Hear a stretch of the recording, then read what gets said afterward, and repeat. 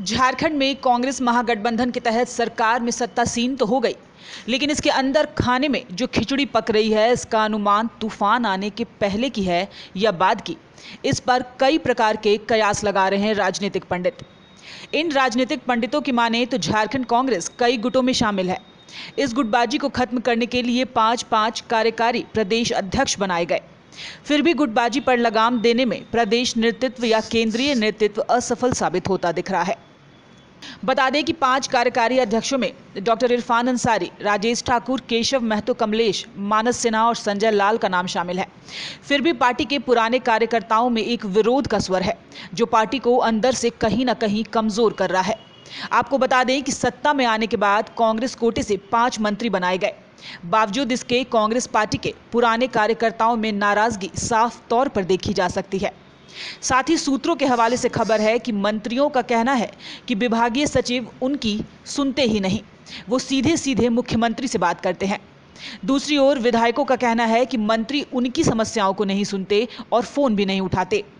अब ऐसे में बेचारे कार्यकर्ता अपनी समस्या कहें तो कहें किससे, क्योंकि इन सारी चीजों को देखने की जिम्मेदारी आला कमान द्वारा चुने गए पदाधिकारियों की है, लेकिन वो कार्य भी कांग्रेस प्रभारी आरपीएन सिंह ही कर रहे हैं।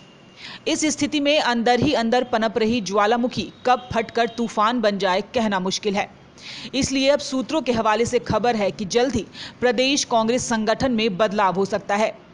प्रवक्ता राजेश ठाकुर ने इसके संकेत भी दिए हैं। हमारे यहाँ पदाधिकारी नहीं सुन रहे हैं लोग। हमने कहा कि अभी कोरोना का संकट है, इसमें बहुत जोर नहीं दीजिए, ये हो जाएगी। अभी तो बच्चे हैं, हम लोग भी हैं, 5 महीने तो वहीं हैं सरकार में आए हुए, तो इस शिकायत को बहुत जोर नहीं दे हम लोग।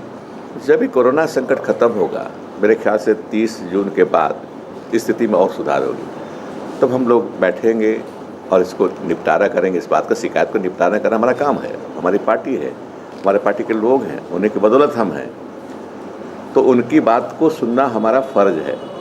लेकिन अभी शायद समय नहीं आया है, अभी कुछ समय और लगेगा आने में, जब हम बैठ करके उनको शिकायतों को दूर करेंगे। देखिए, अभी समय है इस देश को, इस राज्य को बचाने का। जिस प्रकार देश में आर्थिक आपातकाल हो गया है, लोग बेरोजगार हो गए हैं और जितने मध्यम और सूक्ष्म और लघु उद्योग जो है बिल्कुल मृतप्राय बंद हो गए हैं। भारत सरकार और भाजपा की जो नीति रही है, देश विरोधी नीति, उससे लड़ाई लड़ने की बात है। राहुल जी ने बार बार उनको आगाह किया कि कोरोना का जो प्रभाव पूरे विश्व में फैला है, वो झारखंड में भी, देश में भी फैलेगा, मगर कभी भी यहाँ के प्रधानमंत्री महोदय ने इस ओर ध्यान नहीं दिया।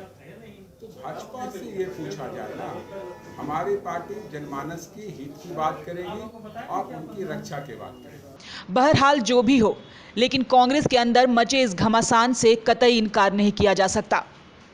अब देखना यह होगा कि प्रदेश कांग्रेस संगठन में बदलाव होता है या नहीं, और अगर बदलाव होता भी है तो क्या यह गुटबाजी शांत होगी या फिर और बढ़ेगी।